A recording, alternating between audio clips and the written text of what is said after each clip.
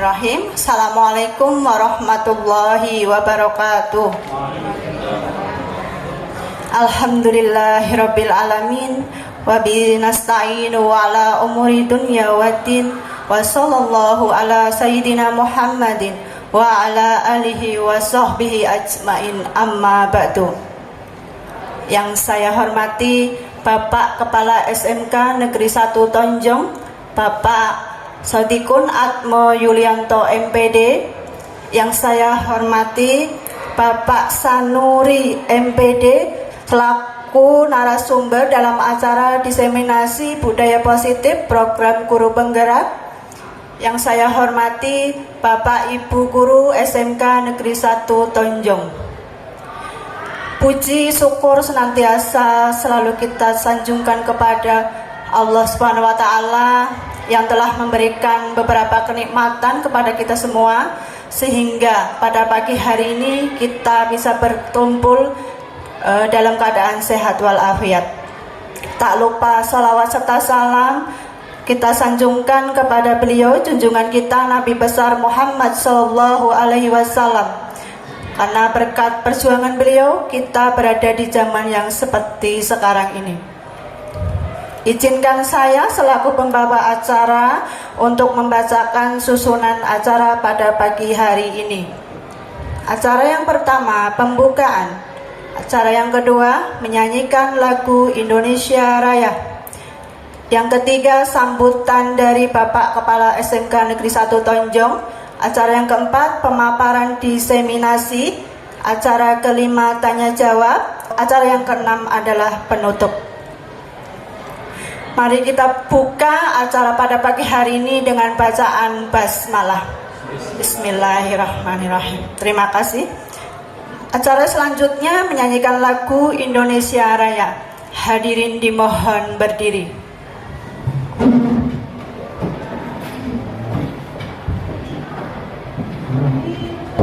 Indonesia Raya, Indonesia tanah airku, tanah tumpah darahku. Di sanalah aku berdiri, jadi pandu ibuku. Indonesia kebangsaanku, bangsa dan tanah airku. Marilah kita berseru, Indonesia bersatu.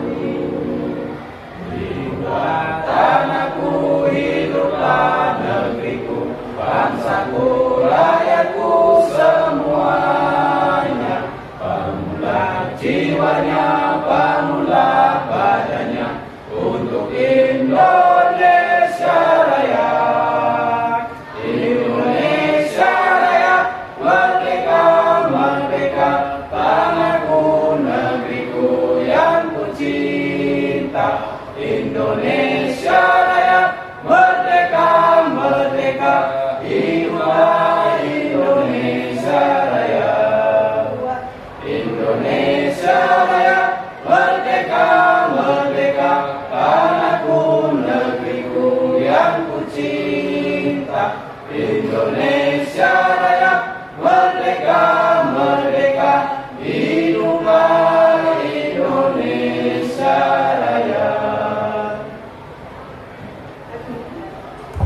Hadirin dimohon untuk duduk kembali. Selanjutnya, sambutan dari Bapak Kepala SMK Negeri 1 Tonjong kepada Bapak Sodikun Atmo Yulianto MPD, disilahkan. Assalamualaikum warahmatullahi wabarakatuh. Alhamdulillah wa syukurillah la haula wala quwata illa billah, ma ba'du. Yang saya hormati narasumber dalam rangka diseminasi rekognisi calon guru penggerak SMK Negeri 1 Tonjong. Yang saya hormati Bapak Ibu Guru, peserta diseminasi untuk menyaksikan apa-apa yang akan disampaikan judulnya budaya positif. Artinya kita mudah-mudahan akan mendapatkan pencerahan bagaimana kita berbudaya.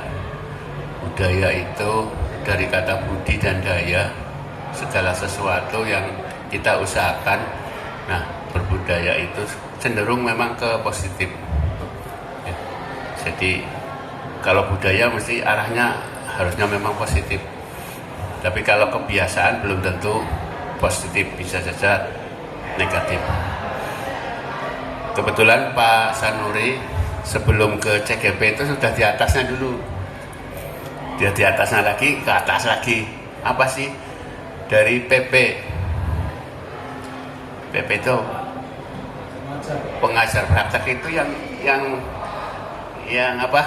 Simulang CGP ya, yang itu. Nah, terus setelah dari PP itu menjadi fasilitator. Cuma fasilitatornya di sini kebetulan Pak Sanuri yang enak ini yang di sini. Pak Andri kan yang di Papua, itu sama itu, posisinya sama. Honornya yang dan sama. Iya, honornya sama, cuma kalau Pak Andri ada pengganti, kalau kesana kan pengganti, jadi artinya Pak Andri itu mengeluarkan uang dulu, terus nanti diganti. Kalau ada buktinya, kalau nggak ada buktinya ya nggak diganti, gitu. Iya Bapak Ibu, sama seperti kemarin saya juga Pak Diklat itu diganti transportnya, tapi kan saya bayar tiket kereta dulu, bayar dulu pakai uang sendiri, terus nanti pulangnya ya bayar sendiri. Kalau terus dari stasiun ke tempat kan pakainya Grab atau Gobat ya kan ada biayanya, karena saya nggak menyertakan ya diganti Pak. Berarti seperti itu. Itu Bapak Ibu, jadi ini Pak Sanuri itu sudah di atasnya, tapi tetap saja belum diakui sebagai guru penggerak. Padahal sudah di atasnya. Oleh karena itu ini ada rekognisi, bahasa Indonesianya diterjemahkan menjadi rekognisi. Jadi apa-apa yang sudah dilakukan Pak Sanuri itu diakui sebagai guru penggerak, tapi harus ada tugas yang belum disampaikan, antara lain diseminasi ini yang akan disampaikan Pak Sanuri. Mudah-mudahan nanti Pak Sanuri menyampaikan beberapa hal dan budaya positif ini bisa diterapkan di SMK Negeri 1 Tonjong. Asalkan mendapatkan dukungan dari semua pihak, saya yakin semua kegiatan, semua budaya yang positif sesulit apapun kalau bersama-sama kita laksanakan, insya Allah akan berjalan ya. Nah ini termasuk saya juga, sebenarnya saya bisa mendapatkan guru penggerak. Kalau guru penggerak kan syaratnya umurnya 45 tahun ya, saya kan sudah melewati 54 tahun, jadi nggak bisa. Tapi bisa melalui rekognisi, karena kebetulan saya kepala sekolah SMK PK, tapi karena tidak ada yang mengingatkan, saya daftarnya terlambat gitu kan. Sudah daftar loh, kalau sudah waktunya sudah kayak inilah, sudah terlambat. Jadi tidak apa-apalah. Ya memang kalau saya jangankan itu ya, saya mendaftar kepala sekolah juga nggak niat Bapak Ibu, karena yang mendaftarkan istri saya. Iya, jadi maksudnya yang menyiapkan, tapi kalau begitu tes saya belajar. Saya kan begitu sudah daftar ya saya harus konsekuen, harus saya belajar kan gitu. Apa-apa yang dilakukan, apa-apa yang termasuk ini saya sudah 4C Pak. Itu yang menyiapkan ya istri. Gua apa sih, nggak pangkat gitu loh, sudah. Saya orangnya begitu ya, jadi ternyata kenapa istri saya? Karena kepala sekolahnya juga dibantu, masa suaminya tidak gitu. Kepala sekolahnya kan 4A, masih menjadi 4B itu ini malah disiapkan. Nah kebetulan kan istri PLT yang lumayan aktif, sehingga menyiapkan segala sesuatu. Nah dulu waktu ya, enggak belum. Kalau istri kan 4B-nya baru kemarin. Kalau saya kan bekalnya banyak Pak. Jadi dulu menulis juga bisa, itu ternyata bisa. kadang-kadang pengangguran tapi bisa. Ternyata menulis di apa ya bisa. Sering mendapat bantuan menulis, Pak. Bantuan menulis dapat 3,5 juta dulu. Itu nggak tahu, pokoknya disertakan menarik. Ya, saya mengangkat, bahkan tulisan saya dirujuk itu untuk daftar pustaka. Ada kalau cari etnomatika ya nanti ada. Iya, itu karena nanti ada mesti. Di Google Pak, biasa Google itu. Begitu Bapak Ibu, selamat mengikuti, ya cermati, kemudian kalau bisa kita bisa terapkan di sini, ya. Itu saja Bapak Ibu yang saya ingin sampaikan. Mohon maaf saya lupa Pak. Ada ini masuk, ada acara ini lagi, acaranya adalah apa itu tadi, ganti password ya. Ternyata servernya down kan gitu. Nggak bisa ini karena memang acaranya hanya dari tanggal 9 sampai 15. Kalau hari ini semua memang nggak kuat, harusnya dijadwal Cabdin sini hari ini, Cabdin nanti mungkin nggak down. Ini enggak sih, berarti pengennya kan cepet-cepet, agak-agak pengen absen gampangan gitu. Itu saja yang bisa saya sampaikan. Selamat mengikuti, semoga ini membawa manfaat bagi kita semua, bagi sekolah ini. Terima kasih. Tadi juga pembawa acaranya merangkap sekaligus. Ya. Terima kasih Bu Betty. Ya. Bila taufiq wal hidayah. Assalamualaikum warahmatullahi wabarakatuh. Terima kasih saya sampaikan. Selanjutnya pemaparan diseminasi yang akan disampaikan oleh beliau Bapak Sanuri MPD. Kepadanya disilahkan. Bismillahirrahmanirrahim. Assalamualaikum warahmatullahi wabarakatuh. Innal hamdalillah na'maduhu wa nasta'inu wa nastaghfiruh wa na'udzu billahi min syururi anfusina wa min sayyiati a'malina may yahdihillahu fala mudilla lahu wa may yudlil fala hadiyalah la haula wala quwwata illa billah.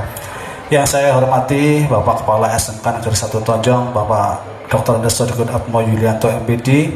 Yang saya hormati Ibu Wakil Kepala SMK Bidang Kesiswaan, Ibu Nenti Asidah SPD, MMPD ya, MEH MPD karena lagi mau mengambil ya, jadi MMPD tadi MEH.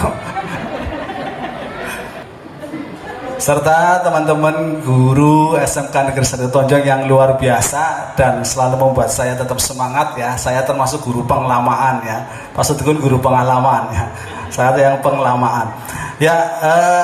Satu hal yang menarik Ibu Bapak, bahwa SMK Tonjong ini dilihat dari analisis SWOT luar biasa ya. Gurunya itu potensi sumber daya manusia.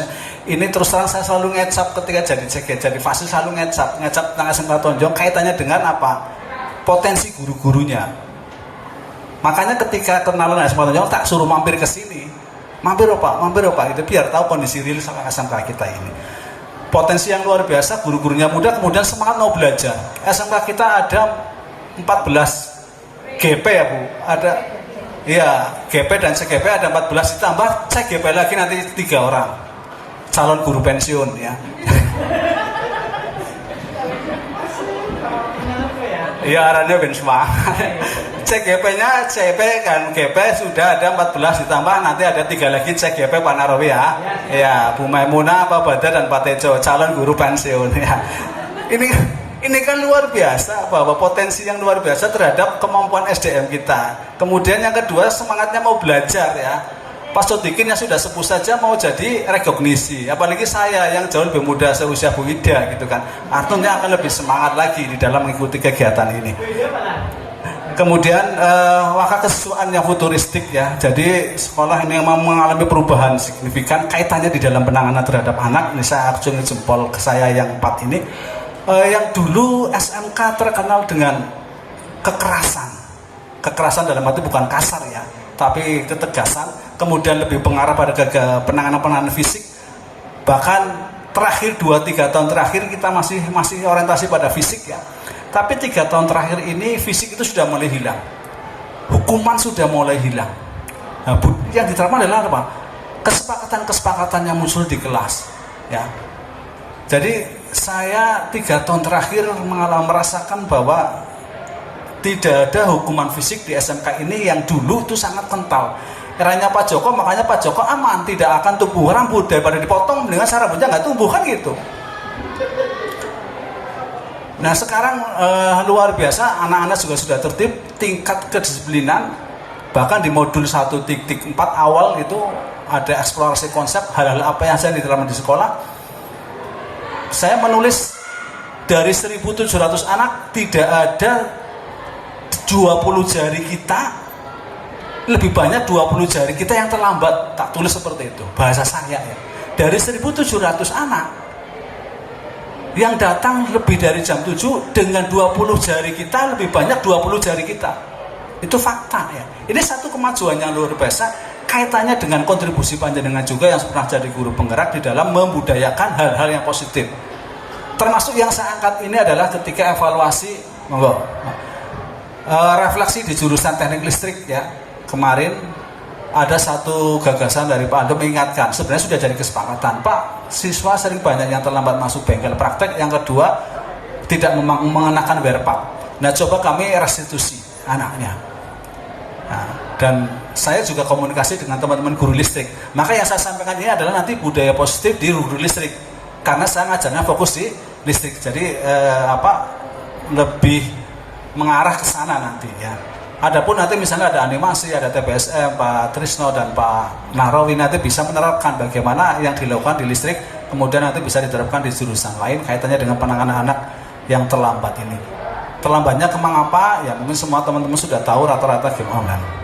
Baik, sedikit saya paparkan dulu tentang aksi nyata modul 1.4 diseminasi budaya positif di sekolah.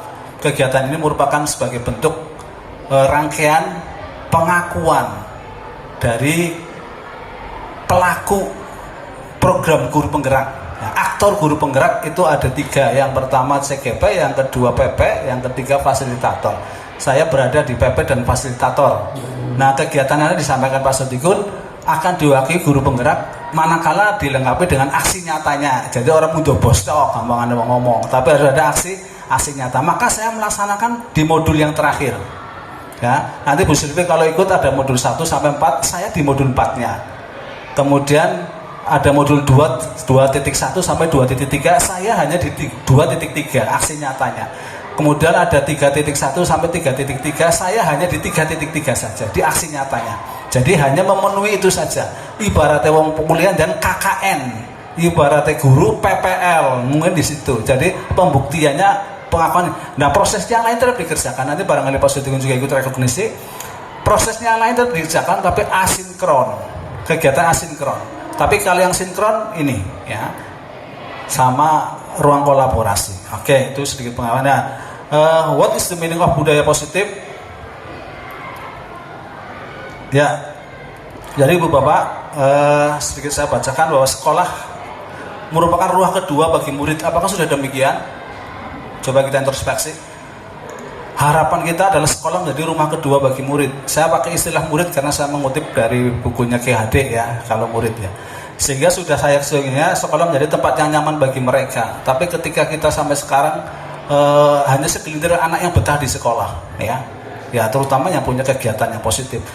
Ketika bebas rasanya lebih senang gitu kan. Nah, itu kan. Jadi ini jadi introspeksi bagi kita semua. KHD sudah mengibaratkan bahwa sekolah sebagai tanah tempat bercocok tanam dan guru adalah petaninya.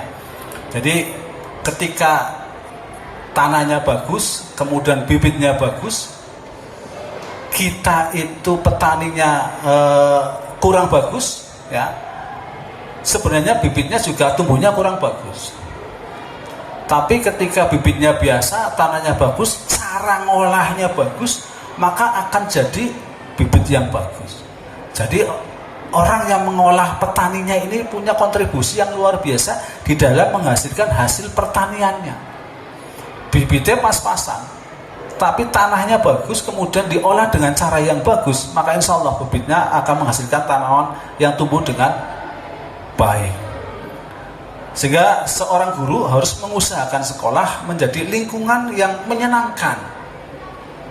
Asik ketemu Bu Silvi, bacanya semalam gak tidur saya, membayang Bu Silvi, gitu kan, seneng banget gitu kan. Asik ketemu Pak Trisno, kalau ngajar enak, ke komputer terus, gitu kan. Asik ketemu Mana Rowi, ya oleh geprek, anggar bisa jawab, kan gitu kan. Jadi kemudian menjaga dan melindungi murid dari hal-hal yang tidak baik sehingga tercipta iklim pembelajaran yang positif di lingkungan sekolah. Ini alhamdulillah ya, bullying tidak ada, relatif tidak ada, kemudian tawuran antar pelajar di SMK kita relatif juga tidak ada, yang dulu sangat identik dengan SMK. Bu Bapak setuju ini kayaknya? Nomor 1 setuju, Bi? Pak Trisno tidak setuju, Pak Trisno ya? Iya, kalau guru penggerak pasti gak setuju. Pak Aldo apa lagi ya? Yang kedua, pemberian hukuman dengan hal positif seperti membaca atau membersihkan halaman sekolah dapat meningkatkan disiplin anak. Nah, mungkin setuju. Kayak yang ketiga ya, memberikan dapat meningkatkan motivasi belajar anak. Kontradiktif ya, pro kontra, memberi penghargaan. Setuju apa tidak Pak Trisno? Ya, sebenarnya nanti ada teorinya bahwa penghargaan itu sebenarnya adalah penghukuman. Jadi ini satu paradigma yang harus kita pahami bersama. Kalau mau dikasih penghargaan, kasih penghargaan semua. Iya. Kalau tidak semua. Enggak usah jauh-jauh introspeksi. Narawi dengan saya, berangkat bareng setiap pagi, pulang bareng. Pulangnya Narawi duluan, saya itu pasti terakhir. Kemudian kontribusi di sini sama. Saya mendapat penghargaan. Pak Narawi tidak, pasti dalam batinnya Pak Narawi akan mengatakan sesuatu yang berbeda. Itulah, makanya penghargaan adalah hukuman. Nah, kita coba membuat, nanti paradigma ini harus kita rubah bahwa kasih penghargaan buat semua. Penghargaan nggak mesti ada bentuk barang ya, nggak mesti ada bentuk barang, bentuk uang, bentuk tepuk tangan, bentuk hiburan, kemudian bentuk sanjungan, pada semuanya. Ya. Bentuk sentuhan, aksentuasi yang sifatnya verbal nggak jadi masalah ya. Jadi luar biasa kelas ini semuanya kan. Yang dimotori Pak Trisno jadi rajin, Pak Rajin semuanya ikut rajin semuanya. Jadi tidak ada penghargaan. Oke. Next, jadi unsur disiplin positif di sini adalah yang pertama yang perlu kita pahami adalah perubahan paradigma belajar dari stimulus respon ke teori kontrol. What is the meaning of stimulus respon? Ya nanti saya jabarkan sedikit demi sedikit. Kemudian ada disiplin positif, nilai-nilai kebajikan.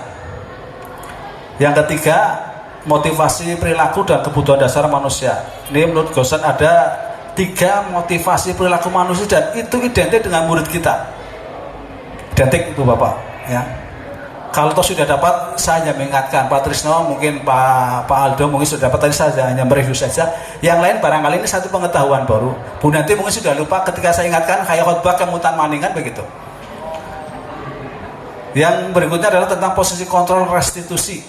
Posisi kita akan berada di mana? Dan yang kelima, keyakinan kelas dan segitiga restitusi. Nah, ini teman-teman BK dan saya yakin wali kelas dan kita semua, restitusi segitiga restitusi ini menjadi salah satu solusi di dalam menangani permasalahan peserta didik ya. Makanya tadi buang jauh hukuman, buang jauh sanksi, tapi bagaimana kita pendidikan yang berpusat pada peserta didik.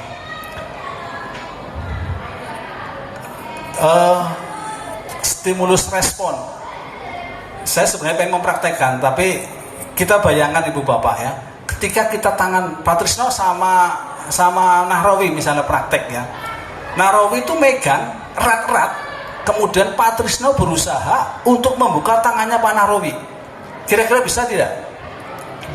Bisa, Wi. Oke, mengapa Anda bisa membuka, Wi? Dikit-dikit. Ya. Artinya apa? Pak Trisno tidak bisa mengendalikan Nahrawi. Yang membuka adalah Nahrawi. Nahrawi dia berusaha untuk membuka dan bisa untuk mempertahankan. Kenapa dia membuka? Karena dikit-dikit. Artinya apa? Bahwa Ibu Bapak, di dalam teori stimulus respon, kita tidak bisa mengontrol orang lain. Kalau di dalam teori respon ini kita bisa mengontrol orang lain, tapi dalam teori kontrol kita tidak bisa mengontrol orang lain. Kita tidak bisa mengendalikan orang lain. Pasti ketika memanage, tapi polanya adalah mengendalikan orang lain, nggak bisa, pasti dulu langsung stres. Pasti yang bisa berubah adalah panjenengan semua. Kita yang bisa berubah diri kita. Pak Sodikin kemudian tidak bisa serta-merta mengendalikan semua, nggak bisa. Tambah pusing beliau ini. Maka selalu mengatakan ketika pagi hari, kesadaran kita yang harus berubah gitu kan. Jadi awalnya adalah teori stimulus respon. Ada rangsangan, ada respon. Ya. Realitas kebutuhan kita sama, itu dalam teori stimulus respon. Tapi dalam posisi kontrol, realitas kebutuhan kita berbeda-beda. Kita tidak bisa menyamakan kemampuan anak. Kita tidak bisa menyamakan kebutuhan kita sama dengan kebutuhannya Pak Aldo, tidak bisa. Tidak bisa Pak Aldo kemudian kebutuhan sama dengan Bu Ida, tidak bisa. Kalau cerita hati lain masalah. Ya Pak Aldo. Tapi cerita kebutuhan belum tentu sama. Nah, jadi kalau teori respon, kita memaksakan bahwa mereka harus sama dengan kita, gitu kan. Tapi kalau teori kontrol, kita berbeda dengan mereka. Silvi tidak bisa kemudian disanurikan, nggak bisa, dinarovikan, nggak bisa. Yang bisa menarovikan ya narovi sendiri, bukan sanuri, begitu maksud saya. Tuh teori kontrol. Yang kedua dari stimulus respon ini, semua orang melihat hal yang sama. Tapi teori kontrol, setiap orang memiliki gambar yang berbeda. Jadi biarkan sekolah ini berkembang, tidak bisa kemudian disamakan, tapi masing-masing berkembang sesuai dengan kemampuannya. Ya, sing pinter otomotif nang otomotif, sing pinter listrik nang listrik, sing pinter misalnya animasi di animasi. Maka SMK itu unik sebenarnya, karena sudah sesuai dengan keahlian masing-masing. Nah,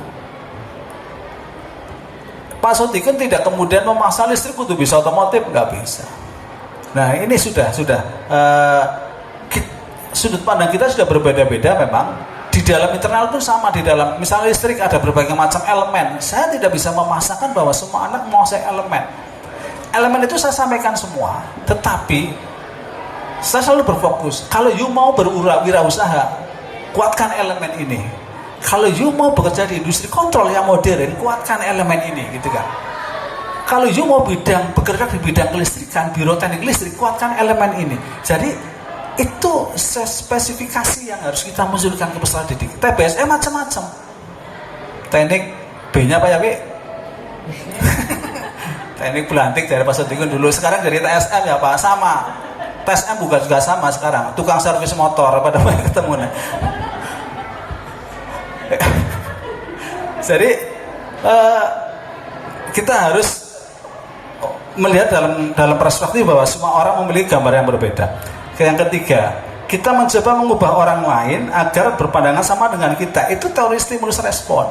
Nah, kalau dalam teori kontrol, kita berusaha memahami pandangan orang lain tentang dunia, tentang orang lain ya. Bu Silvi melihat sekolah ini seperti ini, ya itu pandangan Bu Silvi. Yang penting pandangannya progresif gitu kan. Tidak seperti tukang tambal ban, tukang gembosi, tidak. Yang penting pandangannya progresif, adapun sudut pandangnya berbeda, why not gitu kan maksud saya. Paham Pak Narowi ya? Yang dimaksud ya? Oke, next ya. Kemudian perilaku buruk dilihat sebagai suatu kesalahan.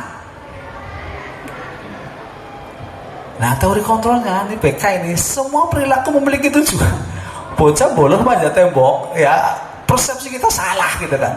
Coba lele, kamu sama manjat tembok tujuan apa? Justru dia barangkali pengen berangkat sekolah tidak kesiangan, karena dia takut kesiangan ketahuan kan begitu kan logikanya. Maka dia manjat pagar gitu kan. Kalau dia tidak niat sekolah, ngapain manjat pagar? Mendingan dia pulang kan begitu kan. Perspektif kita seperti itu. Jangan menghakimi salah kok manjat pagar, jangan nakal, tidak sekarang. Jadi kita punya perspektif berbeda. Itu salah satu contohnya. Orang lain bisa ngontrol saya. Nah tadi katanya dengan bayang ini, hanya panjenengan lah yang bisa mengontrol diri sendiri. Pak Sodikin tidak bisa mengontrol saya, bisa mengontrol Pak Narowi, malah stres Pak Sodikin nanti malah. Memang gawe ngontrol Narowi dok gitu kan. Tapi kita sendiri lah bisa mengontrol kita untuk bersama-sama membantu berkolaborasi, begitu Ibu Bapak. Oke? Oke, Narowi mantap. Iya, jadi seperti itu. Nanti Pak Sodikin enak Pak. Iya. Gitu. Kalau sudah punya kesadaran seperti ini, jangan-jangan mesti ngecek absen terus, Narowi bolak-balik ya 704, beliau pusing Pak, karena diurusi bukan hanya itu. Tapi ketika sudah punya kesadaran tanggung jawab masing-masing, bahwa enak. Harapannya seperti itu. Maka teman-temannya di 14 orang ini minimal nanti bisa menjadi stimulus, kemudian bisa memberikan contoh. Model berpikir menang kalah. Kalau kontrol win-win solution, ya, model berpikirnya adalah tidak ada yang kalah. Kita semua adalah pemenang, ya. Jadi dalam memecahkan masalah kita menggunakan teori win-win solution. Oke. Kemudian pemaksaan pada saat bujukan gagal. Nah, dirayu kan kepret sih oleh orang lain gitu kan. Ada pemaksaan, ya. Nah, kolaborasi dan konsensus menciptakan pilihan-pilihan baru, maka ada kesepakatan kelas nanti gitu. Kalau dulu saya sudah menerapkan, dulu ketika belum ada PGP saya sudah biasa kontrak belajar. John, pan nilai pira John? Jaluk kayak 90 Pak. Oke, tulis 90. Dulu ketika tidak ada, tanya Mas Ahong itu pernah diajar saya, pasti seperti itu, kontrak belajar namanya. Kalau sekarang bahasanya kesepakatan kelas. Makanya ketika ada ini saya langsung matching. Oh, dulu pernah sering saya katakan ini loh yang saya harapkan jadi seperti itu, Ibu Bapak. Makanya tadi dari PP penasaran ningkat lagi. Oh, namanya tak meloni mani gitu kan. Daripada turun rasane wong ya boleh Bi. Oke. Kemudian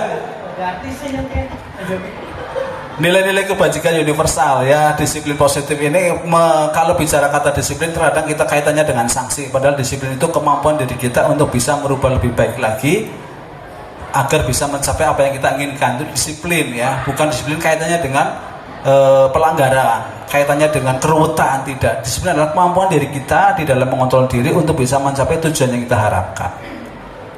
Nah, kalau yang positif ya berarti positif. Di antara disiplin positif ini barangkali ada yang dalam diri kita yang tertanam. Ini tidak semua orang ada, dan tidak semua orang punya semua ini, tidak. Pasti ada beberapa yang dimiliki dan ada yang tidak. Silakan panjenengan bisa berintrospeksi, kira-kira saya disiplin positifnya kuatannya di mana ya? Oh, saya memiliki toleransi yang kuat. Oh, saya dermawan. Oh, marwawi. Oh, saya cenderung jujur Pak, jujur kacang hijau gitu kan. Ya. Jadi ini salah satu disiplin, nilai-nilai disiplin positif yang bersifat universal yang dimiliki hampir, ini disepakati menjadi nilai yang mendunia. Jadi rasa syukur, keadilan, pengabdian, percaya, keteraturan dan sebagainya, tenggang rasa, harga diri dan sebagainya. Ini adalah nilai-nilai universal yang diakui bahwa inilah nilai kebajikan secara global. Tadi semua orang memiliki ini ketika akan berusaha untuk berbuat baik, maksud saya seperti itu. Ya, ini 3 motivasi manusia melakukan sesuatu, termasuk murid kita. 1, termasuk diri kita, menghindari ketidaknyamanan atau hukuman. Yang kedua, untuk mendapatkan imbalan atau penghargaan dari orang lain. Betul Pak Narawi? Bangsane sing esuk meruput kanggo agian, ben pinjere ora kawanan, tidukan begitu. Ini satu tantangan. Ini saya sampaikan juga hari ini tanggal 9 pakai Sinaga 5 tanggal berapa Pak Sotigan ngapunten? Manual nggih. Sinaga 5 manual maksudnya. Kan dari tanggal 3 kalau tidak salah. 5 ya Bu? 5 ya, tanggal 5 ya? Iya, sama, mulai tanggal berapa Bu? Coba Ibu Bapak perhatikan. Apakah sama ketika sinaga manual dengan sinaga yang ori, yang oto? Tidak sama. Yang manual bisa kita lihat. Bukan sampai tak itu nampakan balik sungkan, bukan seperti itu. Nilai-nilai kebajikan yang kita sepakati. Tadi sudah disinggung oleh Pak Kepala Sekolah, anggar manual tanda tangannya sungkan, betul. Karena perilaku kita. Jangan salahkan Pak Sudi ketika sungkan tanda tangan. Kalau saya sepakat. Karena apa? Kita bergerak satu, menghindari ketidaknyamanan atau hukuman. Oh benar dihukum lah. Oh benar imbalan. Pinjarnya tidak. Pinjar telah didenda kan begitu. Tapi ketika kita sudah punya kesadaran itu, mau pinjar mau orang atau mangkat, ada kegiatan di luar ya DL gitu kan. Jangan kemudian jelong, saya halo saja 704, tidak. Ini motivasi kita 3 hal ini sebenarnya. Bukan hanya anak, kita semua juga sama ini. Betul, Be? Nah, nanti akan disampaikan Sodikun ketika rapat ini ya. Jadi menjadi orang yang mereka inginkan dan menghargai diri sendiri dengan nilai yang mereka percaya. Ini harusnya kita yang nomor 3. Jadi kita datang tidak mesti, janganlah kita jadi tukang syukur. Paham Pak Narawi? Apa tukang syukur? Kerja ngerana dasi. Tukang syukur tidak ada kepala, dia nggak akan kerja. Oh iya.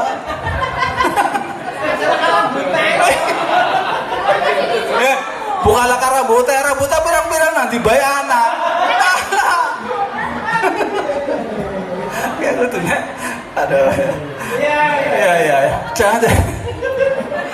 Kita masih seperti itu ya.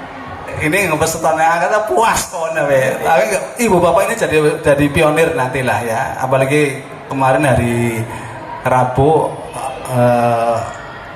Pak KS sama Pak Kasih sudah luar biasa pergerakannya ya. Saya sangat support ya. Ini yang saya harapkan sebenarnya. Bagaimana kita mendisiplinkan diri kita, maksud saya. Bukan orang lain. Pak Sodikun dalam rangka mengingatkan kita untuk berdisiplin gitu kan. Bukan mengatur orang lain, tidak. Jadi ketika seperti itu nanti kepenak. Kita kepenak, pimpinan kita juga kepenak. Tidak usah marah-marah mendeliki gitu kan. Bahkan nanti suatu saat ketika sudah tercipta nggak butuh CCTV. Misalnya, kan begitu. Oke. Ya. Anyway, kita coba introspeksi, mencatat 100 kali di dalam buku kalimat saya tidak akan terlambat lagi. Itu hukuman atau konsekuensi, Bu? Hukuman ya. W apa W? Hukuman W. Kayak kau tulis, jukut folio, catat. Mien Arabi lagi mulang nang luar negeri. Catat, saya tidak akan terlambat lagi. Bisa Bu? Siapa? Kan begitu kan. Nah, hukuman apa konsekuensi W? Hukuman oke. Mengelilingi lapangan basket 2 kali karena terlambat hadir di sekolah. Hukuman W. Iya oke. Membersihkan coretan dibuatnya di meja tulis W. Pirang-pirang. Busul B kayaknya apa Busul B? Oke. Ya. Murid diminta untuk push up 15 kali. Oke, sering terjadi ya. Lari, push up, paman sekolah ya. Menggantikan kertas tugas teman yang telah dicoret-coret. Nah, berjemur di lapangan basket pukul 12 siang karena ngobrol dengan teman, misalnya kan. Murid diminta bertelanjang kaki sepanjang hari karena tidak menggunakan sepatu warna hitam sesuai peraturan sekolah. Murid buka baju karena merokok. Murid hormat bendera karena sudah pacaran kan sudah etik dengan itu kan. Berdiri di depan kelas sambil mengangkat kaki satu karena tidak bisa menjawab pertanyaan. Ini perilaku guru berpengalaman ya. Jadi guru zaman kolonial. Kalau sekarang zaman milenial insya Allah sudah bisa memahami ini. Nah, memberikan coretan yang dibuatnya di meja tulis. Mengapa konsekuensi? Itu barangkali sudah menjadi kesepakatan kelas. Ya, termasuk membersihkan ruangan. Itu barangkali sudah menjadi kesepakatan kelas, maka ada satu konsekuensi. Lari mengelilingi lapangan basket 2 kali karena terlambat hadir di sekolah. Ini ketika terlambat hadir mengikuti pelajaran olahraga bisa jadi konsekuensi. Karena kesepakatan di pelajaran olahraga. Kalau bahasanya misalnya lari mengelilingi lapangan basket 2 kali karena terlambat hadir di pelajaran olahraga. Misalnya Pak Joko dengan anaknya melakukan kesepakatan kelas. Yang terlambat pemanasan lari-lari ya itu konsekuensi, bukan hukuman. Jadi seperti itu. Oke. Mengganti kertas tugas temannya telah dicoret-coret itu salah satu bagi konsekuensi dari kesepakatan kelas yang disepakati. Nah ini Bu Bapak, hukuman itu bagian dari identitas yang gagal ya. Sesuatu yang menyakitkan harus terjadi, itu pasti kalau dihukum. Nah, kalau disiplin, identitas sukses ini konsekuensi sesuatu harus terjadi. Tapi tidak hal yang menyakitkan. Kita tahu konsekuensi kita ketika melanggar kesepakatan gitu kan. Dan restitusinya adalah merupakan pilihan. Yang kedua, tidak nyaman untuk murid atau anak untuk menjaga waktu panjang. Untuk jangka waktu panjang ya. Nahrawi zaman SD dipentung penggaris oleh gurunya. Sampai sekarang masih ingat siapa nama gurunya. Dan kapan itu saat dipentung. Masih kamu tahu. Lah konsekuensi tidak nyaman untuk murid jangka waktu pendek. Kalau konsekuensi jangka waktu pendek, sesaat saja merasa tidak nyaman. Tapi long time memorinya sudah hilang kalau bicara konsekuensi. Kalau bicara hukuman, long time memorinya masih ingat terus. Menguatkan untuk murid dalam jangka waktu panjang. Jadi kita restitusi, kemudian ingatkan murid. Restitusi nanti berarti murid atau peserta akan terkesan dalam waktu yang lebih lama lagi. Korban mendapatkan keadilan. Ya, kalau hukuman, ya selalu mendapat keadilan. Kalau konsekuensi, korban bisa diabaikan. Ya. Kalau restitusi, korban mendapat ganti. Pengertian diabaikan berarti merasa gurunya udah bela aku kok begitu kan, misalnya kan. Tapi ketika direstitusi, maka dia coba mendapat ganti, bukan dalam arti ganti sifatnya materi ya. Murid akan tersakiti, murid atau anak dibuat tidak nyaman ketika konsekuensi, tapi tidak tersakiti. Kemudian ketika direstitusi, maka dia akan mendapatkan penguatan. Nah, kalau hukuman, perilaku pasif agresif meningkat. Dulu anak SMK bangga ketika ditempeleng di jewer gurune. Dulu zaman STM, wis jagoan, wis biasa jewer gurune. Tundang BK hobi, wis biasa wong hebat kayak tundangnya dulu. Ketika zaman Nahrawi STM. Karena tadi tambah meningkat, tidak tambah menurun. Bocah nang kelas yang petakilan tundang BK. Kalau sekarang barangkali tadi yang terjadi konsekuensi, tapi dulu itu malah senang karena dianggap jagoan paling hebat dibudini nang kelasnya begitu.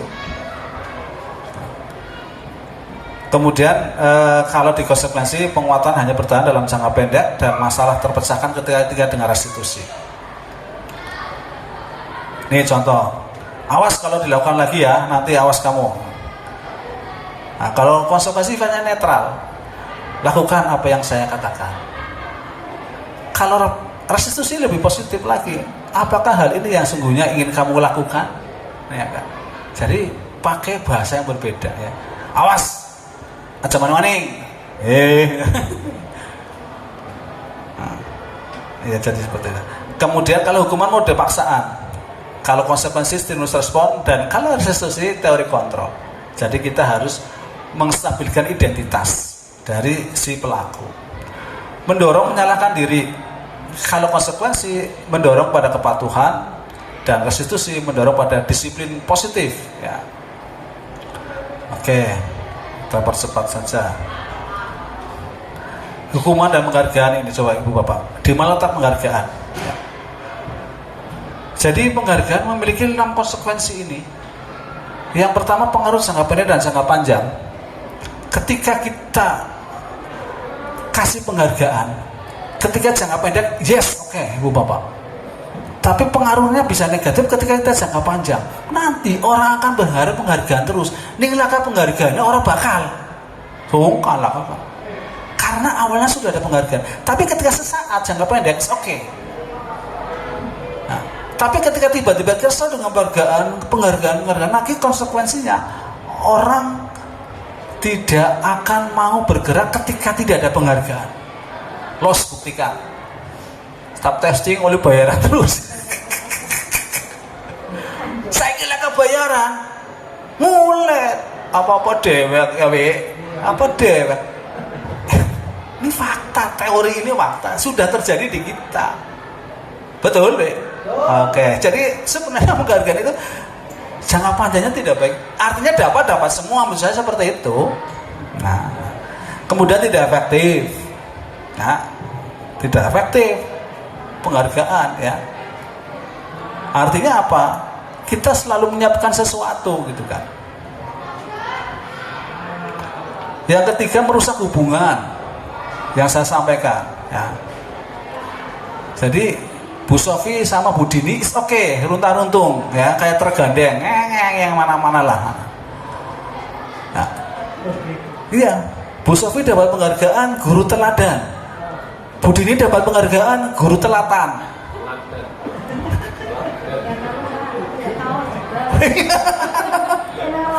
Iya, ya. Bu Silvi jadi SP2K PKS, polisi keamanan sekolah, oli kaos. Pak Aldo pramuka oli kaos. Ih, jangan salah. Sesama ini, maka di awal Pak Sudikun mungkin ingat, Pak tolong hentikan kaos itu, saya tuh pasti ngomong, saya ingat betul ngomong itu ke Pak Sudikun. Dan Bu Nati merespon, sekarang hampir tidak ada. Oli kabeh gitu kan. Orang-orang kabeh. Dan alhamdulillah kepala sekolah merespon. Mungkin Pak Sudikun belum tahu teori ini, tapi melaksanakan, saya gitu loh. Pas ini ngomong apa Pak Sudikun, tidak, memang ini fakta gitu kan. Betul? Oke. Kayak seminar bareng larang ya, Wi. Macam-macam. Oke. Orang kalah pembicaraannya, Wi ya. Oh ya. Mengurangi ketepatan. Tadi ya, anaya lakoni lakaya lawan ora. Patikno nyoting ke teman-teman guru ya. Tapi biasa terus dicuki. Bosnya tekan arah si model betul kesungkan. Sungkan. Bisa titik. Turung masa gitu, Pak. Tapi ngai sing takon sanure titik beres Pak wes gitu kan. Karena sering ngecuki kan begitu misalnya. Betul. Itu sama betul. Ya baru sadar ini Pak Aldo udah 3 mutan kan. Kita mau tunda kabeh pas itu tak ceramah iki. Ya. Jadi mematikan kreativitas. Ya.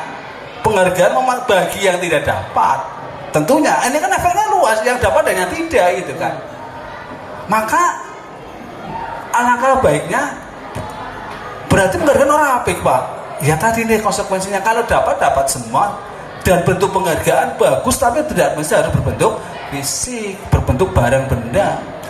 Kita kasih ucapan-ucapan semangat, ucapan-ucapan yang mendukung, luar biasa kelas ini top, Marco top, siapa disit, guru si dagang geprek, ya boleh kan begitu kan?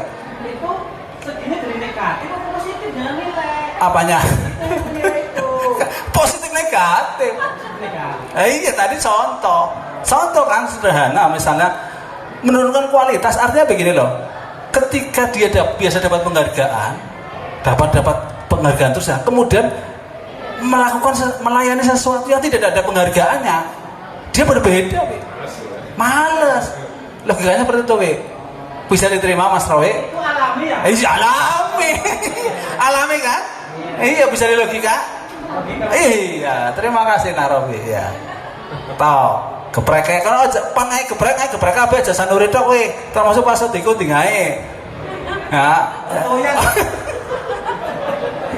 Oke. Nah ini restitusi Ibu Bapak yang perlu kita sampaikan ya kepada anak-anak. Ini di listing sudah berjalan Pak Aldo ya. Maka Pak Aldo dengan kelasnya itu sangat intens, bagus.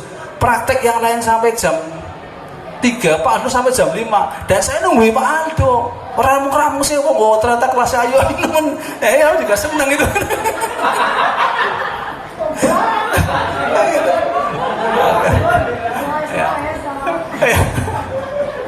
Luar biasa.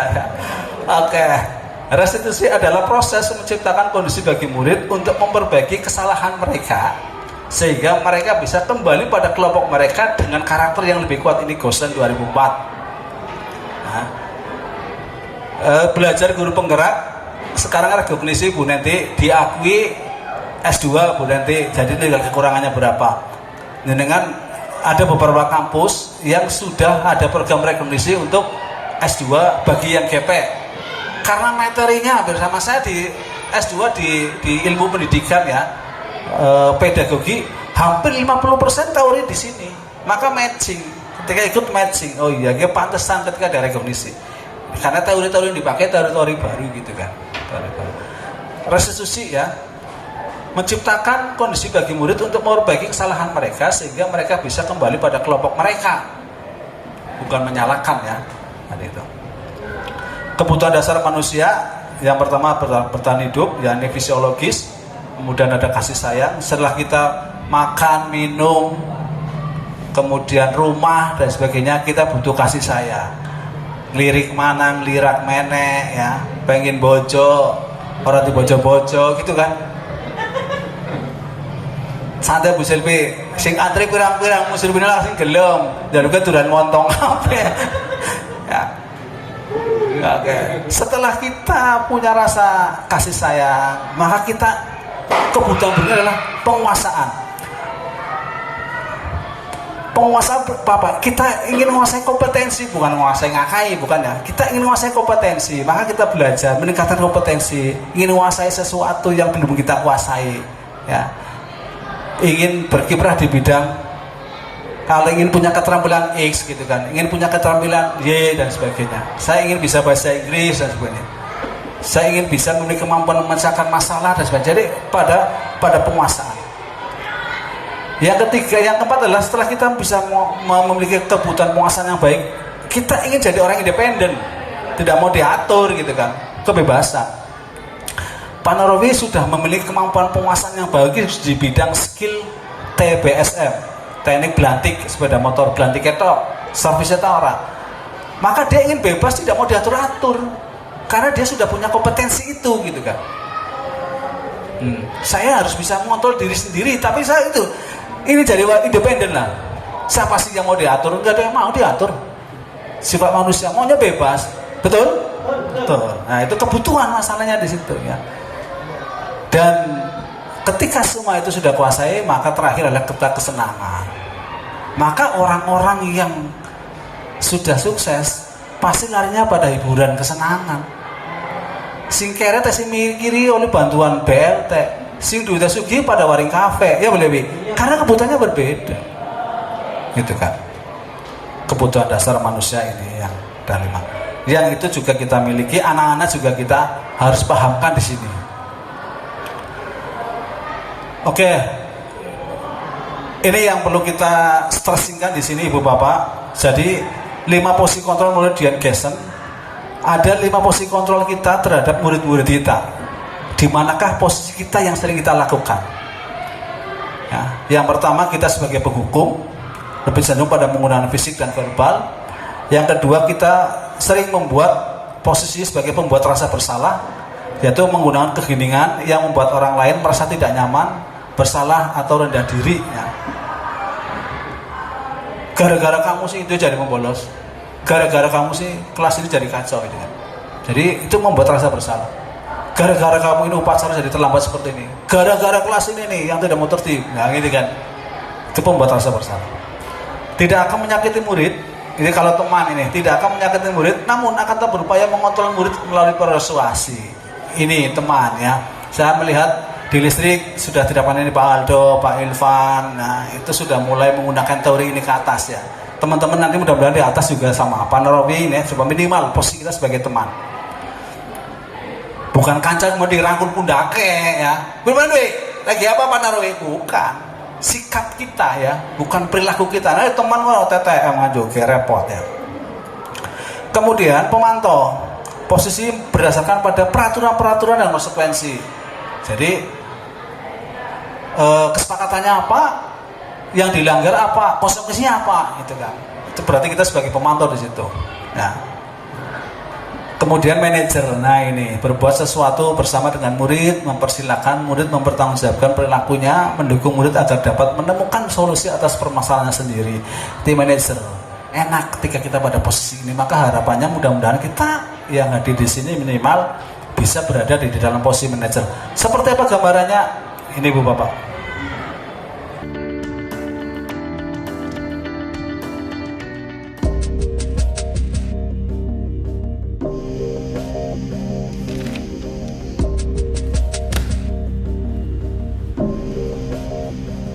Naren,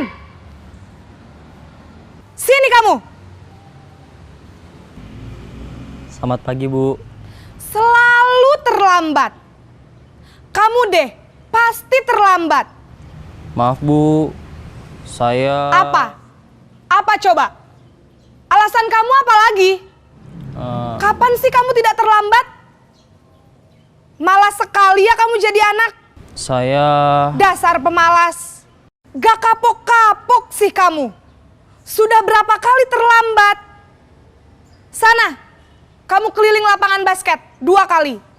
Kenapa saya harus keliling lapangan basket, Bu? Kenapa? Kamu mau lawan ibu? Berani-beraninya jawab. Sudah terlambat, masih berani jawab pula. Sekarang keliling lapangan basket 5 kali sekalian, biar kapok. Cepat, pergi sana ke lapangan basket.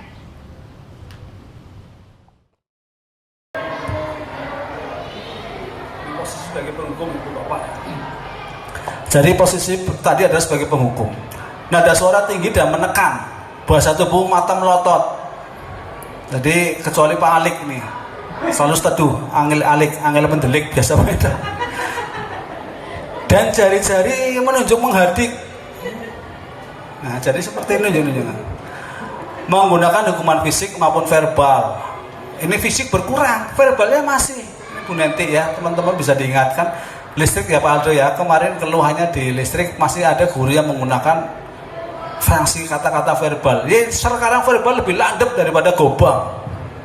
Gara-gara verbal anak tidak mau sekolah lagi nih. Ya, ini iya betul. Karena apa? Lidah tidak bertulang, jadi lebih gila gitu kan. Ketika sampai pada perasaan kita.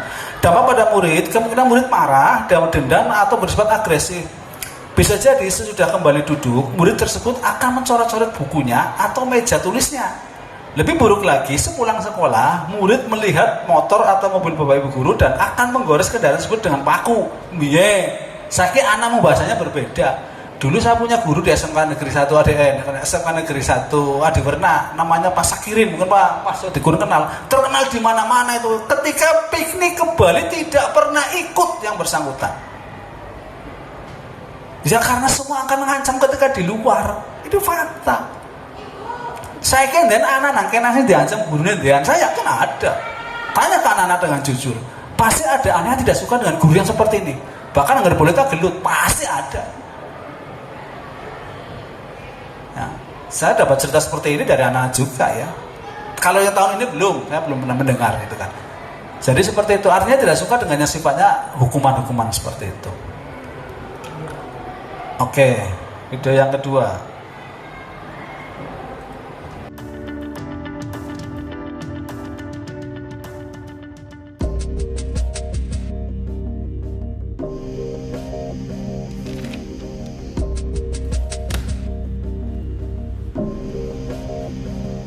Naren!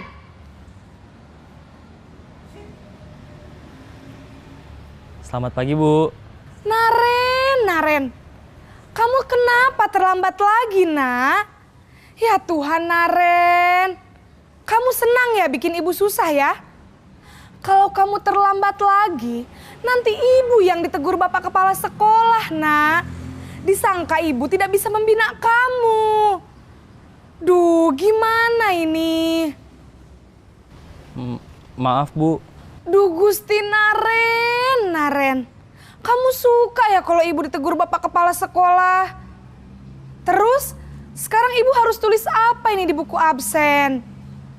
Ini kamu sudah sering terlambat loh. Ibu harus apa coba? Maaf, Bu. Maaf sekali. Ya sudah, lain kali jangan bikin ibu susah lagi ya, Nak ya. Ibu tidak akan kuat lagi kalau kamu begini terus. Bisa jantungan kalau ibu ditegur bapak kepala sekolah. Sana cepat ke kelas. Maaf ya, Bu. Maaf sekali.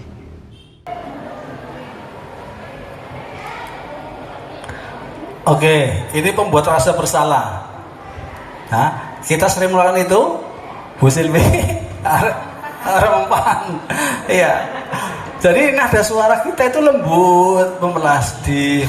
Ya Allah, ibu kaku. Ibu kayak pemain Brasil kalah kaku. Kan gitu kan. Ya. Bahasa tubuh kita memelas, ya, ada gitu kan.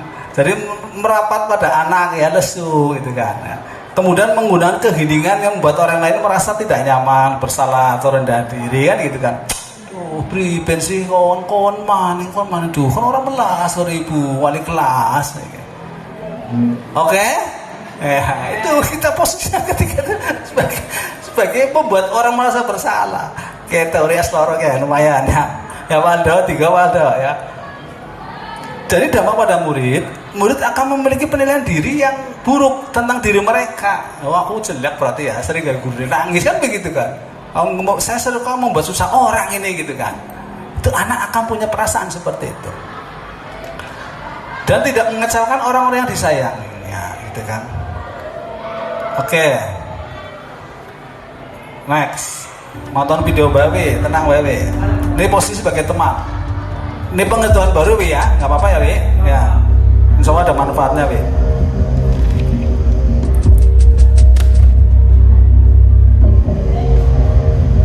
Naren!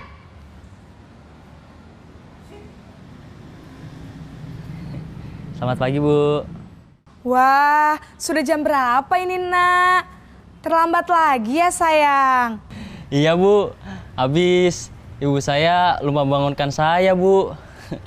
Kamu malah menyalahkan ibu kamu. Kamu bukannya anak yang larinya paling kenceng. Kok terlambat sih? Iya, Bu. Saya memang terlambat bangun tadi. Jadi, biarpun saya lari kencang, tetap gak kekejar, Bu. Ya sudah sana. Nanti lain kali larinya lebih kenceng lagi ya. Biar gak terlambat lagi. Bikin seneng ibu. Demi ibu. Bisa kan? Bisa lah, Bu. Ya sudah sana masuk kelas. Ibu beresin urusan absen kamu. Kamu ini ada-ada saja. Oke. Posisi teman. Kebanyakan kita mungkin sudah melakukan Bu Ida ya. Ya. Paldo, wah, tomar kotor. Hei, beb. Ya, Bu Silvi juga mungkin pernah melakukan ini posisi kita sebagai teman ya. Jadi nada suaranya ramah, akrab, bercanda ya. Bu Neti dengan teman-teman OSIS juga sama, ini posisinya sebagai teman. Memposisikan maksud saya ya.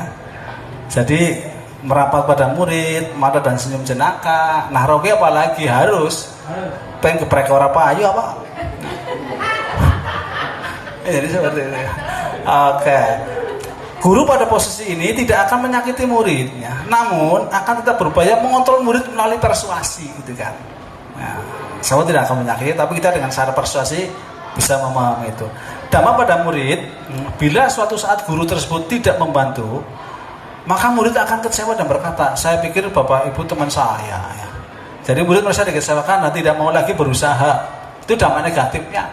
Artinya gini, ketika kita akrab, ada masalah, kita tidak membantu, mereka kecewa karena sudah merasa dianggap teman. Itu sisi negatifnya. Nah, biasa ngobrol dengan Pak Aldo, terlambat undang BK, berharap Pak Aldo memberikan keringanan pada saya membantu. Kayak orang main cuek baik, misalnya seperti itu. Misalnya perasaan itu muncul. Ya. Itu dampaknya, tapi tidak terlalu kecil lah. Nah, yang penting ketika kita posisi kita sebagai teman, maka anak merasa cenderung lebih nyaman. Nah, ini saya lihat di teman-teman Tulman juga sama, mungkin karena seusia ya, melayani anak. Pak Tikno kalau saya lihat Mas Ahong ya, jadi saya lihat memang melayani anak itu tidak, tapi panggil bahasa seperti teman. Ya, bukan karena lantaran usianya tidak jauh berbeda, bukan. Tapi memang harus dilakukan seperti itu. Sekarang anak-anak juga merasa nyaman di bengkel.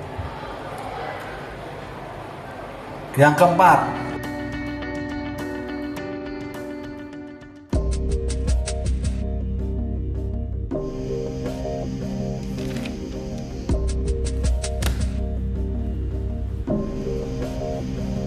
Naren!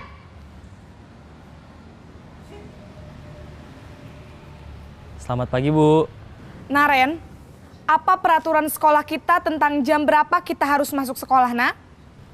Kita harus di sekolah jam 7, Bu. Iya, betul. Sekarang sudah jam 7.20.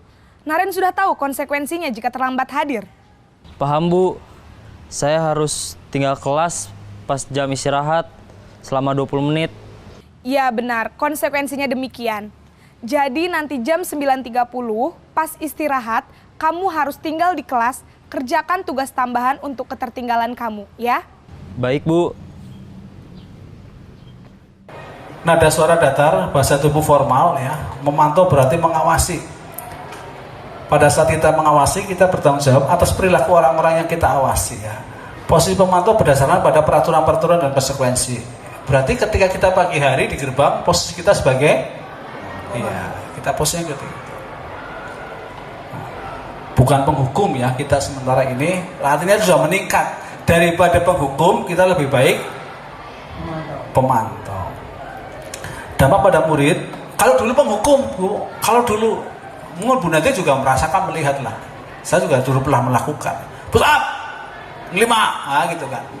Kalau sekarang alhamdulillah, ya tetap konsekuensi itu mereka harus tanggung, oke gitu kan. Nah, okay. Dampak pada murid memahami konsekuensi yang harus dijalankan karena telah melanggar salah satu peraturan sekolah. Guru tidak menunjukkan suatu emosi yang berlebihan, menjadi marah atau membuat rasa bersalah. Oke. Nah, ini posisi yang harus kita mainkan harusnya di sini nih, Bapak. Nah, kita harusnya lebih fokus di sini.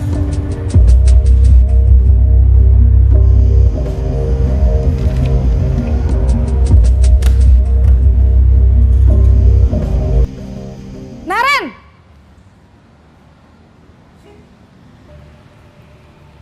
Selamat pagi, Bu.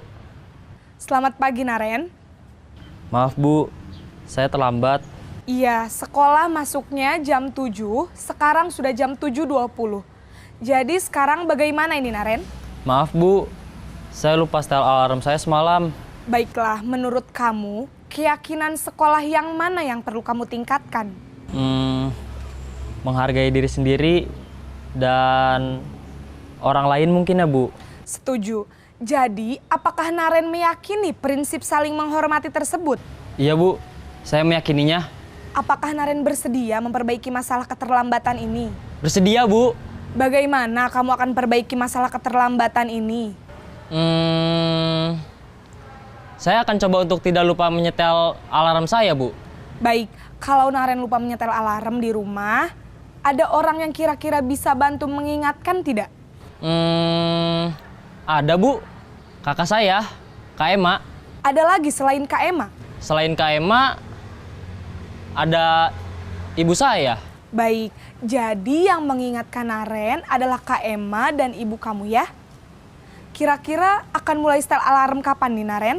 Setelah pulang sekolah, akan segera saya lakukan. Baik, jadi Naren akan setel alarm untuk bangun besok pagi dan akan diingatkan oleh kakak dan ibunda Naren ya.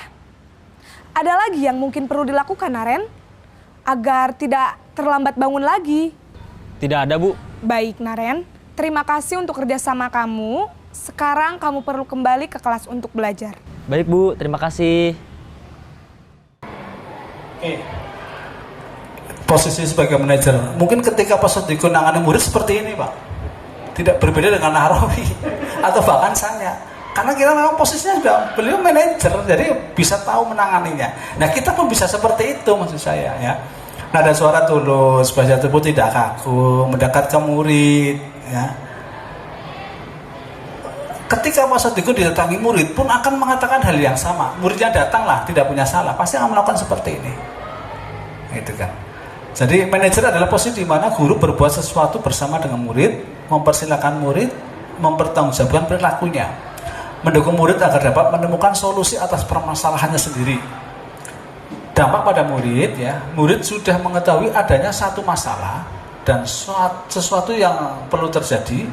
Guru akan mengembalikan tanggung jawab pada murid untuk mencari jalan keluar permasalahannya, tentu dengan bimbingan guru. Nah, jadi kita melakukan restitusi, kita berdiskusi dengan murid, dengan peserta didik tentang kesalahan yang kita murid itu lakukan. Dan insya Allah saya yakin ibu bapak itu saya yakin sering melakukan posisi kita sebagai manajer. Nah, biasakanlah ketika menangani peserta didik, posisi kita diharapkan sebagai manajer tidak mesti harus guru BK seperti ini, tidak mesti harus wali kelas yang seperti ini. Guru mapel pun ketika menghadapi peserta didik, perlakukanlah mereka sebagai posisi kita sebagai manajer. Oke, inilah posisi kita sebagai manajer ketika menyelesaikan masalah, maka kita harus menggunakan segitiga restitusi. Yang pertama adalah menstabilkan identitas, bahwa semua orang pasti pernah melakukan kesalahan, bahwa kamulah bukan satu-satunya yang pernah melakukan hal ini, gitu kan. Kita stabilkan identitasnya dulu biar mereka sadar bahwa mereka bukan orang yang satu-satunya yang bersalah, gitu kan. Jadi kita tidak membuat mereka jadi orang yang merasa bersalah, tidak ya, agar timbul kesadaran. Bukan Anda saja yang pernah melakukan seperti ini, jadi kita stabilkan identitasnya. Kemudian kita validasi tindakan yang salah.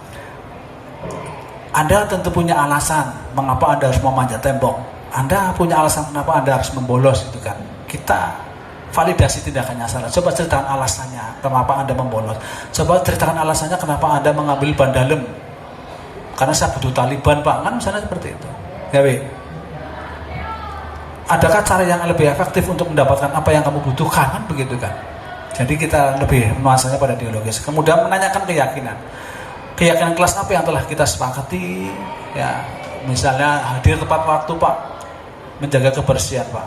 Nah, kamu ingin menjadi seperti apa? Nah, ketika menangan yang bolos, yang terlambat, itu kan menjadi orang yang berguna bagi orang lain, Bu. Nah, gitu kan. Nanti biar anak bisa menyimpulkan sendiri. Ini contoh ya, yang kemarin di saya usulan dari Pak Aldo dulu, karena ketika di refleksi ada anak sering tidak pakai werpak ya. Ini coba saya restitusi, Sandra berangkat tergesa-gesa bangun kesiangan akibat ternyata anak kita sering ya begadang main online. Bapak ya, hal yang biasa kayaknya nih. Saya di rumah itu jam 2 terasa sudah pagi, rame bocah. Bu nunggu apa, gue saya heran. Ngetanya jam 11 tuh. Ternyata anak nomor jam 11 itu kan. Dan sampai pagi ini main terus ya anak-anak ya. Sehat, alhamdulillah sehat Pak. Mas Chandra, saya akhir-akhir ini melihat kamu kalau saat pelajaran praktek juga ya, dan bukan hanya sekedar pelajaran saya loh ya, tapi juga pelajaran Bapak Ibu guru yang lain, kamu kok jarang pakai werpak. Pak Guru ingin tahu alasannya apa? Karena saya kesiangan Pak, jadi terburu-buru, jadinya lupa Pak. Bangun kesiangan, terburu lupa. Iya Pak. Kalau Pak Guru boleh tahu mengapa kamu bangun kesiangan?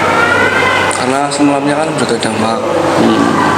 Tidur malam terus Pak. Oh, begadang itu malam Terus bangunnya kesiangan, terburu-buru, Iya. juga nggak sempat makan, jadinya lupa nggak bawa werpak. Oh gitu. Nah, kalau kamu bangun kesiangan, sering main game misalnya kan, dampak yang terjadi ke kita mengikuti pelajaran apa?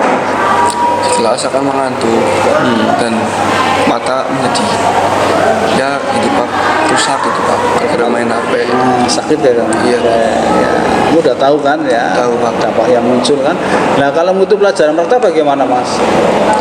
Ya, itu Pak tidak membawa werpak, karena werpak itu kan untuk keselamatan kerja ya Pak, jadinya penting banget Pak. Ya, saat kamu datang terlambat bisa mengikuti pelajaran mereka apa tidak? Tidak Pak, Tidak bisa. karena lupa Pak.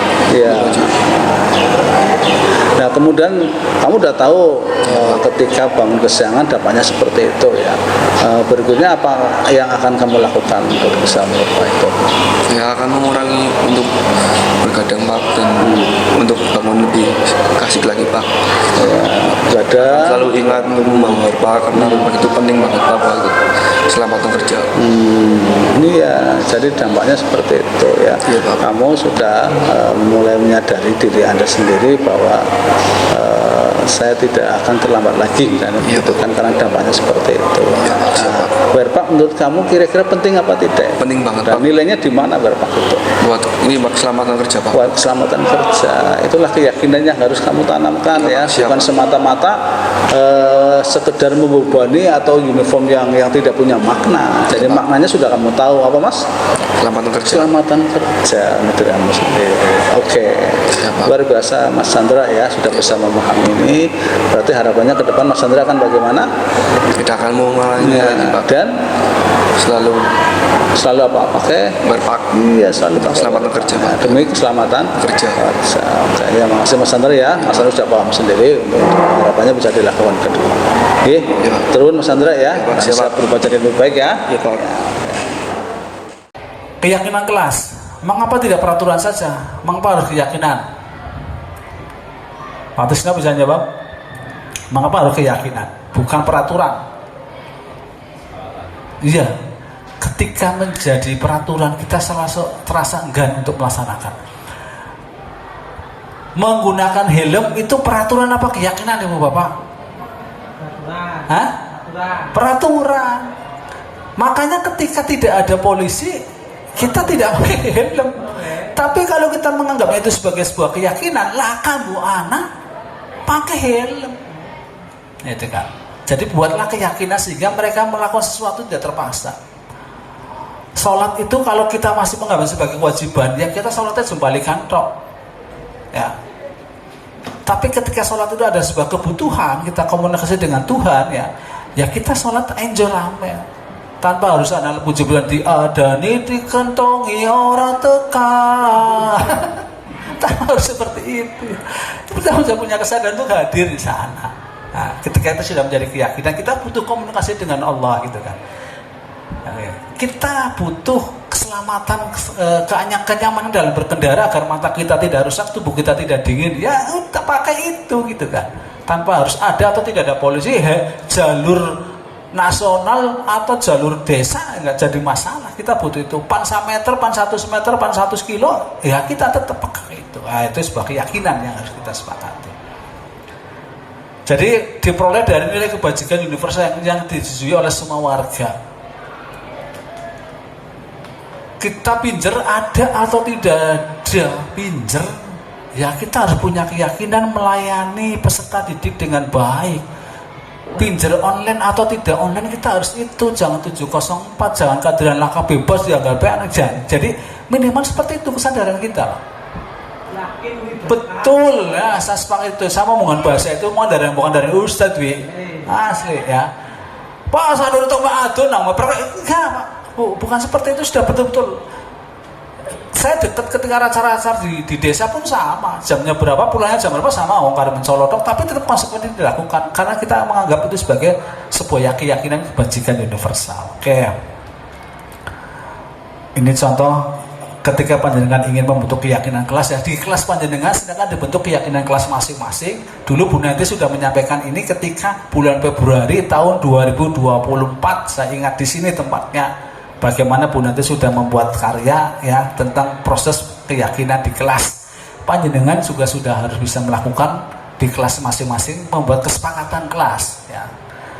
Langkah pertama murid-murid ya silakan memberikan usulan apa saja yang kira-kira menjadi kesepakatan kelas kita. Masing-masing mapel nggak jadi masalah, why not gitu kan, masing-masing mapel. Kemudian mencatat semua usulan. Bu, siswa harus hadir semua, nggak boleh terlambat misalnya gitu kan. Harus pakai seragam sesuai dengan harinya di mana ibu ngajar kan begitu kan. Jadi seperti itu. Catat semua usulan. Susunlah keyakinan kelas menjadi prosedur pembentukan keyakinan yang kelas yang sesuai dengan kalimat-kalimat yang positif. Tadinya kan mungkin masih acak ya. Kita coba redaksionalnya kita ganti. Itu kan dengan kalimat-kalimat yang berbentuk positif. Jangan negatif. Negatif itu misalnya gini. Jangan membuang sampah pada tempatnya. Kata-kata jangan adalah negatif. Diganti dengan positif. Buang sampah pada tempatnya. Jadi jangan membuang sampahnya. Siswa tidak boleh terlambat. Nah itu kan berarti kan negatif ya. Positifnya apa? Datang tempat wajar. Jadi seperti itu. Nah, tinjau kembali daftar pendapat tadi ya. Ditinjau kemudian dipilah-pilah untuk menemukan nilai-nilai kebajikan keyakinan sepakati ya. Datang tepat waktu keyakinannya apa kira-kira ya gitu kan. Kemudian tinjau ulang keyakinan sekolah secara kelas secara bersama-sama, setujui tok. Nah, ini contoh keyakinan kelas ya, contoh bersikap positif, senantiasa menjadi diri terbaik, percaya dan menghormati orang lain, serta barang miliknya. Nah, kan baru kemarin banyak yang kehilangan kan. Nah, ini yang perlu menjadi perhatian. Kemudian terhadap setiap tugas nanti saya membantu. Ini contoh-contoh saya. Setiap kelas perlu belajar, perlu senang, perlu. Nah ini salah. Hormat kami mengakini dan bla bla bla ya. Ini kemarin di awal pelajaran praktek saya tidak memvideokan ya. Karena saya tidak ada skenario untuk seperti ini spontan saja. Spontan.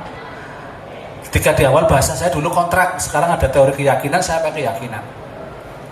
Jadi saya pakai sticky note ya, tak bagi satu-satu sticky note itu, kemudian menuliskan usulannya, kemudian dipasang di papan tulis kepada rebutan.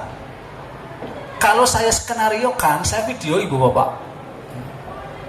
Ini tidak saya skenario karena saya spontan ya, keyakinan kelas itu.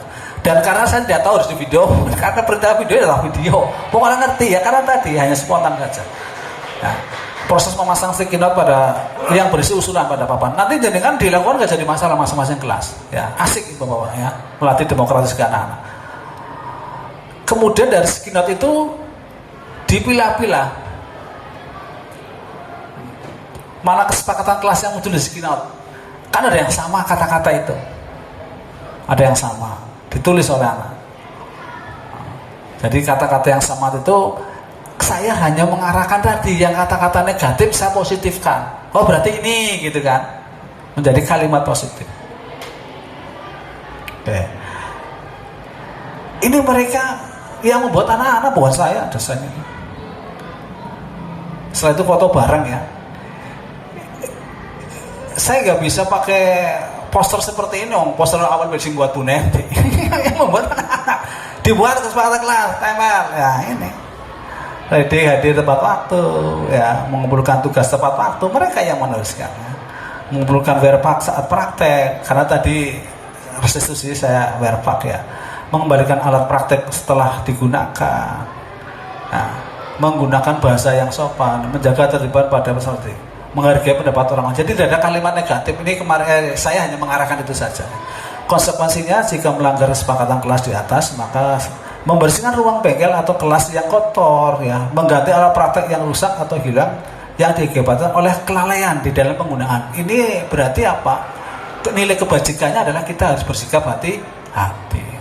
Jadi seperti itu Bapak ya. Ini di kelas 12 TTL 3 yang kemarin saya ajar sampai sekarang ini. Nah, ini menjadi budaya positif ini sudah saya kecapkan di sekolah lain. Pada saat eksplorasi konsep kemarin ketika di dalam bercerita, saya menceritakan ini apa-apa yang sudah dilakukan oleh sekolah. Terima kasih Bu Nanti, terima kasih Pak Sudikun ya. Ini bisa saya jual dalam tanda kutip, promosikan untuk sekolah bercerita dari kegiatan ini ya. Hal-hal yang positif yang sudah dilakukan, meskipun ini mungkin hampir sama atau ada yang dilakukan oleh sekolah lain ya, meskipun ada, tapi semua ini menjadi nilai positif buat kita untuk bisa dipromosikan ke sekolah lain. Di eksplorasi konsep modul 1.4 kalau masih ingat ya, bagi yang akan ikut nanti akan bersitra seperti itu ya. Itu saja Ibu Bapak yang bisa saya sampaikan. Oke, terima kasih. Ini foto anak-anak ketika selepas kesepakatan kelas mereka, makanya ada yang masih pakai ini karena baru sholat duha ini masih selesai sholat duha nggak jadi masalah ya. Saya wajahnya ceria kayak wali kelasnya Pak Aldo ya. Aneh gitu ya. Pak Aldo daripada diganti lebih baik membayar agar tidak diganti tetap wali kelas ini, katanya seperti itu gitu. Oke, baik Ibu Bapak, ada yang mau bertanya? Sudah 1 jam lebih Pak Tikno ya Pak, baru 5 menit Pak. Oke, luar biasa ini ya. Saya terus terang sangat berterima kasih Bapak Sudikun dan teman-teman ya yang berpartisipasi pada kegiatan ini. Satu hal yang luar biasa, lebih dari 1 jam nih kayaknya ya. Barangkali ada yang bertanya, 1 saja atau 2 saja. Moga Pak Narawi silakan. Saya mau tanya Pak Sanuri, bahwasanya apa yang kami cita-citakan seperti itu, tapi pada kenyataannya karakter anak itu kan berbeda-beda. Betul. Kita sikapi dengan tadi restoran foto dan sebagainya, tapi karakter anak kan kita harus tahu gitu. Apa kira-kira tepat untuk mengatasinya atau gimana Pak? Iya, terima kasih Pak Narawi. Karakter anak beda-beda, memang harus nih. Teori kontrol kita tidak bisa. Kita jangan pakai teori stimulus respon. Kalau pakai teori stimulus respon, anak harus kita samakan.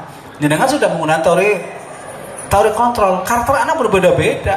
Penanganannya pun harus berbeda-beda. Kok kesel Pak? Ya itulah guru. Maka guru orang mungkin 704. Orang kesana jadi guru dagang geprek baik. Guru itu capek.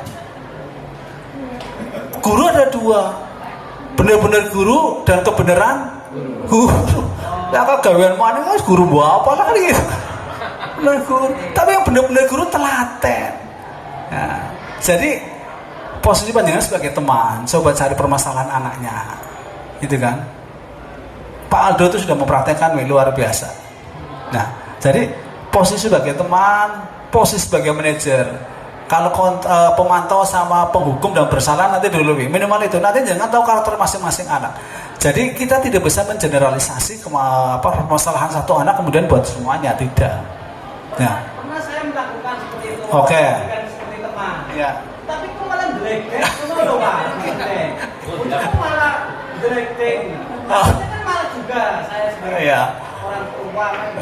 Dikasih hati minta rempelok nawi ya. Iya, oke.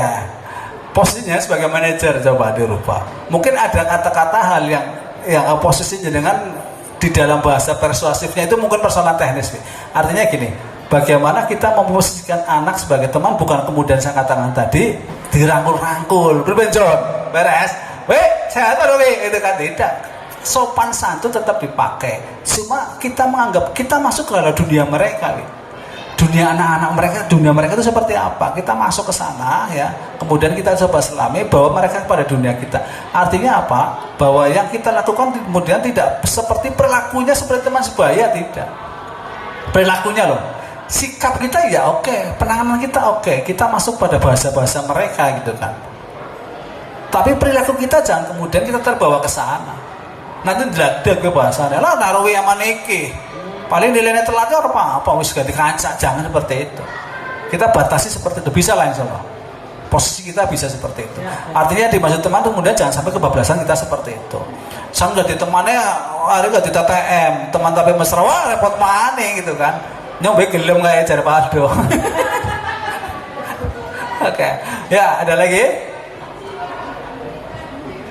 Cukup Ibu Bapak? Oke. Monggo Pak Sodikun, luar biasa.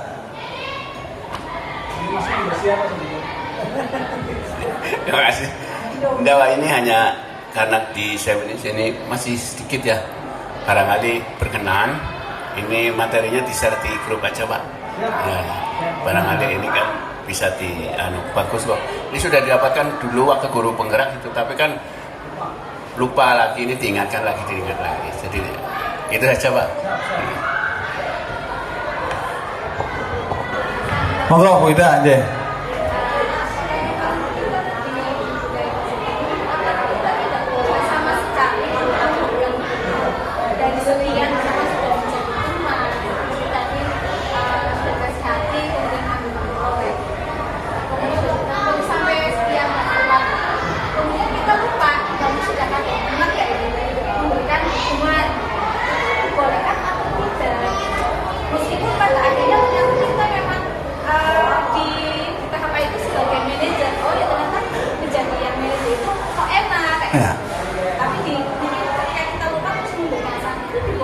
Oke. Ya, yang dihadapi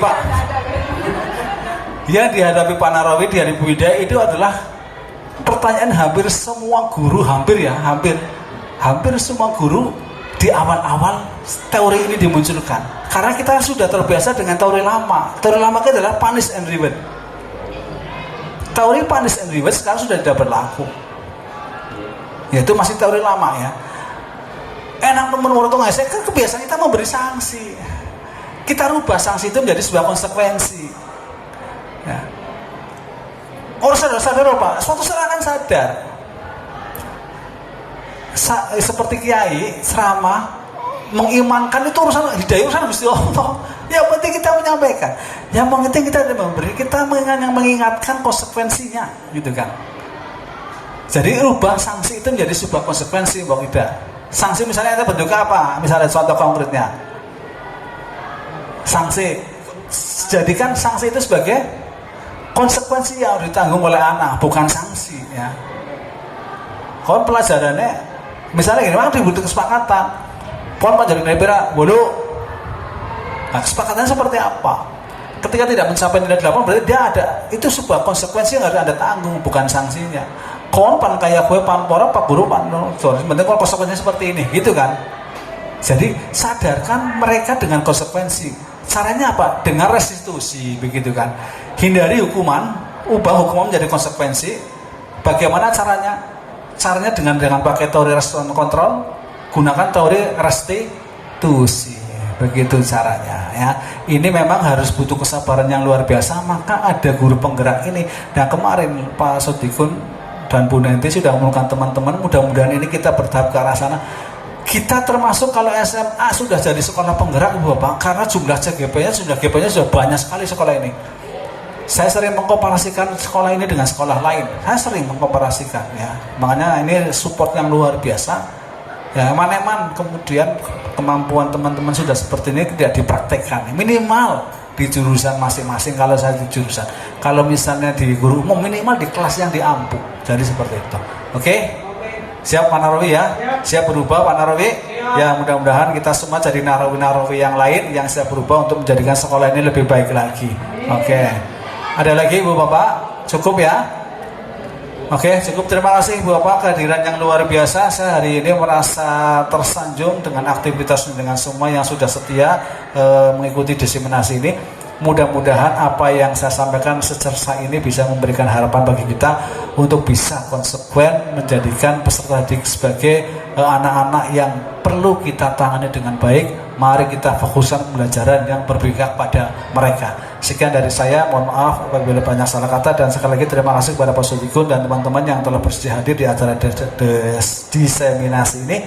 Mudah-mudahan ke depan acara ini bisa memberikan manfaat untuk bisa ditindaklanjuti. Sekian, bila taufiq hidayah. Assalamualaikum warahmatullahi wabarakatuh.